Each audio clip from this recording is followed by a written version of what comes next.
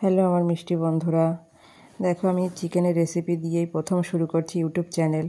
এখানে দেখো 3 টুকরো আলু, কয়েক টুকরো চৈঝাল, কয়েকটা কাঁচা লঙ্কা, 3টে পেঁয়াজ, তারপর কয়েক টুকরো রসুন, 1 টুকরো আদা, আর হচ্ছে তোমার একটা গোটা টমেটো নিয়েছি, আর কয়েকটা কাঁচা লঙ্কা। দেখো কড়াইতে তেল গরম করতে বসিয়েছিলাম, সেখানে দেখো আলুটাকে দিয়ে দিয়েছি।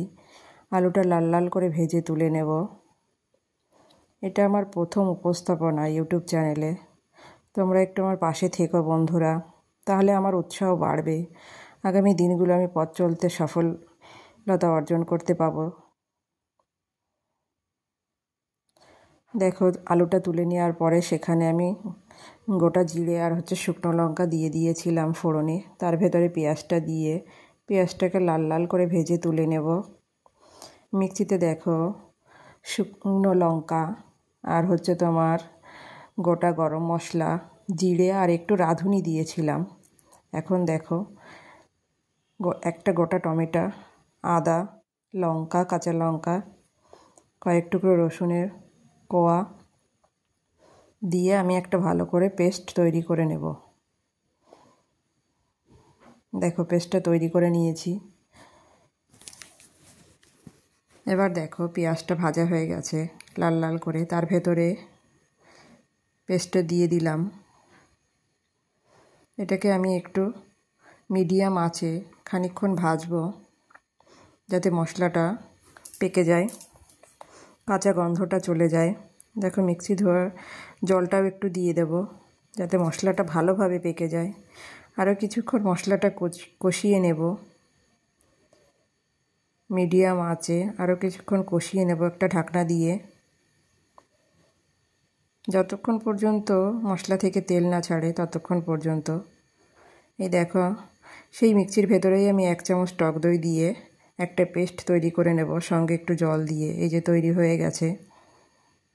দেখো আমার মশলা থেকে হালকা হালকা তেল ছেড়েছে, এখনও পাকতে বাকি মশলাটা। এবার আমি টক দইয়ের পেস্টটা মশলার ভেতরে ঢেলে দেব।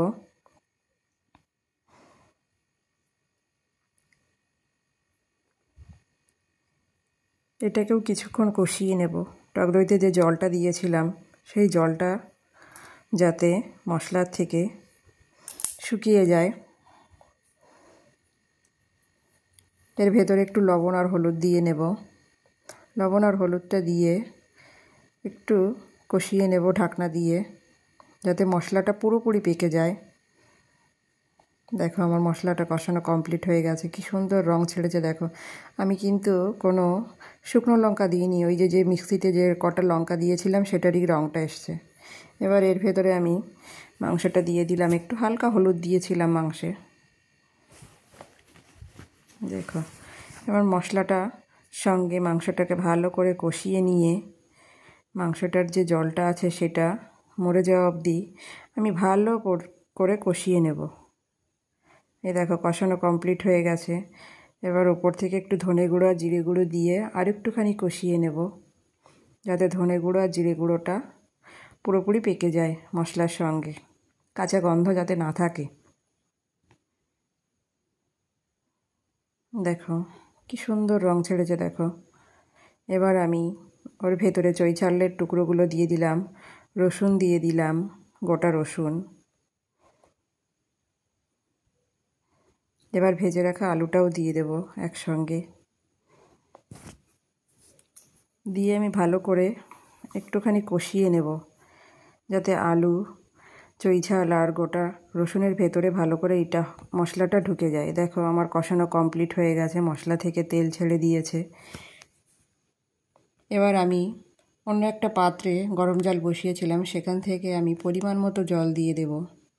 আমি এখানে ঝোলটা বেশি রাখবো না, সেই জন্য আমি আমার মতো করে জল দিলাম। যে যেরকম ঝোল খাবে সে সেরকম জল দেবে। এবার আমি ঢাকনা দিয়ে মিডিয়াম আঁচে মিনিট 20 ফুটতে দিয়েছিলাম।